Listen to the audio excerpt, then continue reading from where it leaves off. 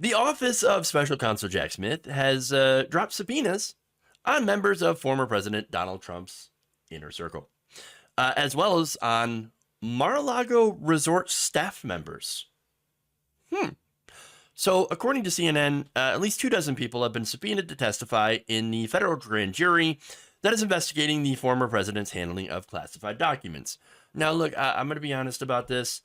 I'm very skeptical that Donald Trump is going to face any sort of accountability for in the documents. Okay, especially since, of course, they had found documents, in Joe Biden's President Joe Biden's possession from when he was vice president, and so you don't hear a lot of discussion about like, oh, the documents, scandal. Even though I do think that it's massively problematic that Trump had not only taken documents that don't belong to him, but also had fought, in returning the documents that clearly did not belong to him, and then of course, had tried to fight in every single way. Also had lied about returning documents when he said he had returned all of them and actually hadn't, and some of them were actually, top secret documents, classified documents that he had not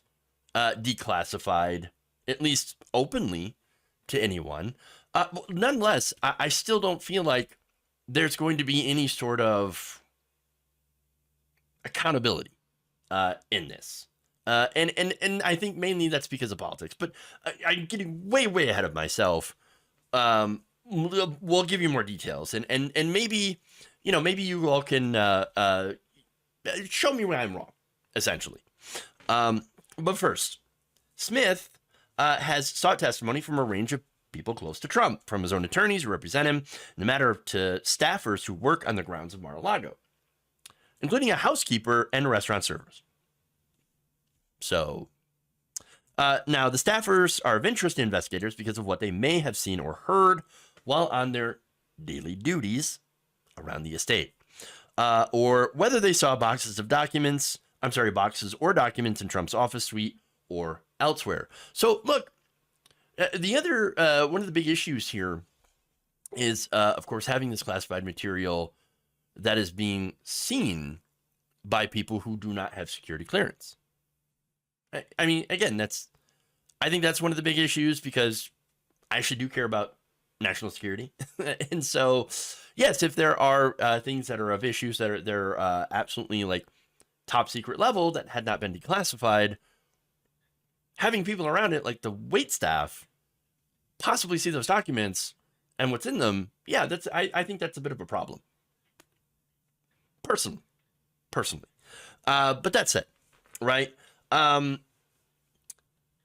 One source familiar with the Justice Department's efforts basically called the matter an extremely wide net, saying that the Department of Justice is casting the extremely wide net anyone and everyone who might have seen something. So they're basically talking, as I said, to the maids, and who knows, of course, the kind of stuff that they've seen. Like I've said before, to be a fly on the wall at Mar-A-Lago at some point, you're bound to see and hear some not only hilarious stuff, maybe some crazy things, perhaps even some illegal things. Keeping it real. Well, I mean, they might be the proverbial fly on the wall. Maybe. Now, are they talking? I don't know. Or I should say, are they going to talk? Nobody knows. Not yet, at least. Now, federal investigators have already talked to a Mar-A-Lago staff member seen on security camera footage moving boxes from a storage room with Trump aide Walt Nauta, who has already spoken with investigators. And again, we don't know exactly what was told to investigators. But what concerns me here is also part of this report that says these staffers have already been lawyered up by Trump entities who are paying for these lawyers. So that suggests to me that any information that is given, again, is very, very tightly controlled. So they might not have gotten anything out of the staffers, assuming the staffers knew anything in the first place. So, and you also have to point out the fact that if they actually do talk, well, it's their job on the line. They're guaranteed they're going to be fired in retaliation, even if it's, if there's even a slight belief that they had mentioned something, if they had seen something. So I don't know how successful this effort's going to be. But yeah, we'll have to see. We'll have to see. Now, this gets me to the overall, I guess, point here. The optics. You can really see this in two different ways, right? You could see this, from the liberal perspective of like, aggressive. Here's Jack Smith. He is aggressive. He is casting the wide net. He's going to get him any minute now. And then there's the MAGA side. Oh, Jack Smith, desperate. He's even going after the maids, the waitstaff. Oh, what are you going to do? Look, those are basically the two different ways that you're going to see this, okay? Desperation or aggressive. I'm not really concerned personally about the optics. Look, I know that Donald Trump, well, okay, no is not the right term. I suspect that Trump knowingly took the documents for personal gain, because it fits what Donald Trump does. He does everything for personal gain. And I think he also believes that he's legitimately above the law. And look, considering how he's fairly untouchable at this point, I mean, he has to feel fairly untouchable because all the investigations haven't failed to touch him. Again, for the various different reasons. And so, look, will he face any kind of consequences? You ask me, I don't think he will. And that's not to say that Jack Smith is doing a bad job.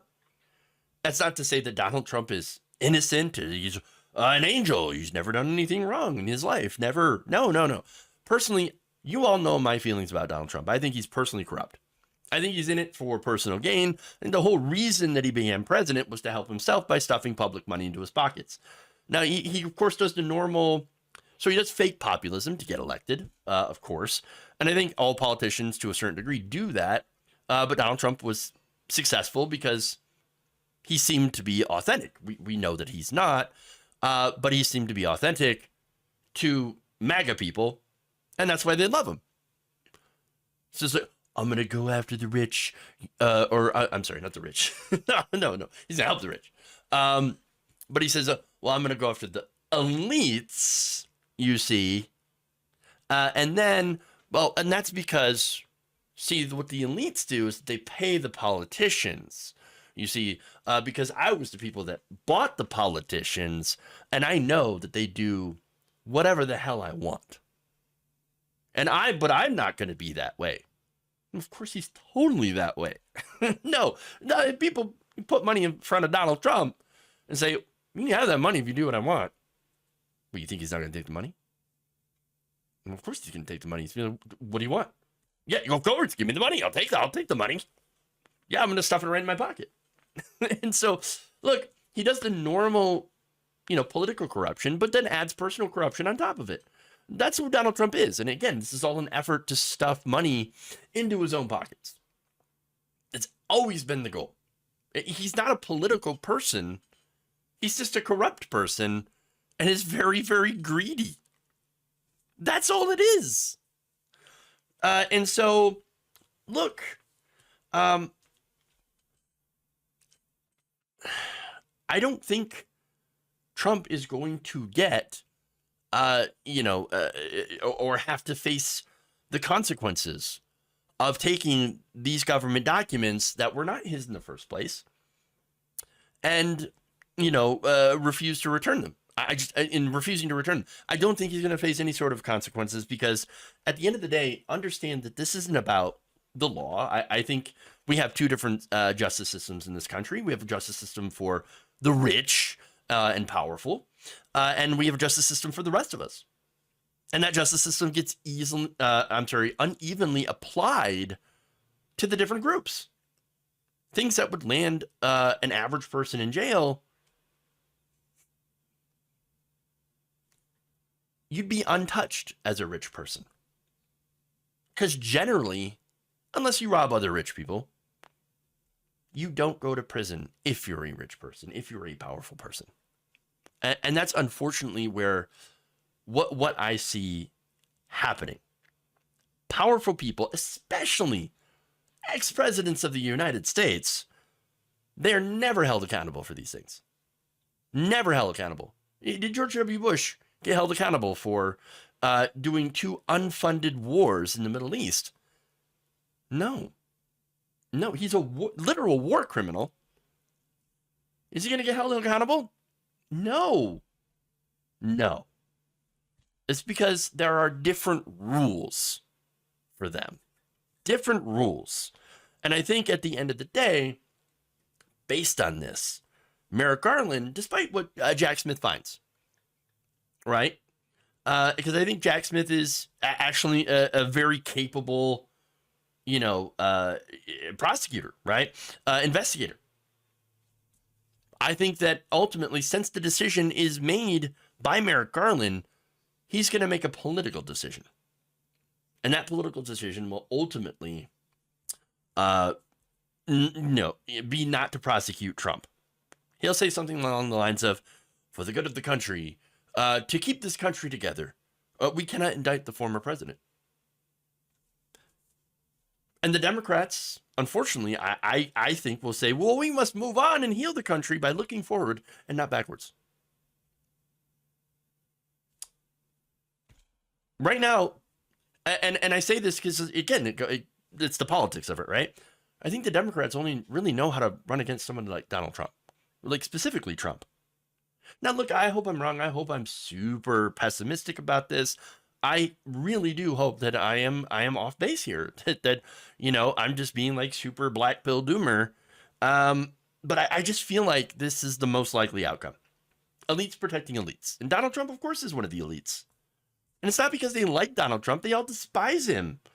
No, I think it's more of a concern about, hey, look, if Donald Trump goes down for something like this, well, then I could possibly go down for this or something similar.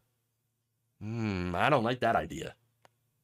No, you come after one of us, one of the elites, and we're going to protect our own.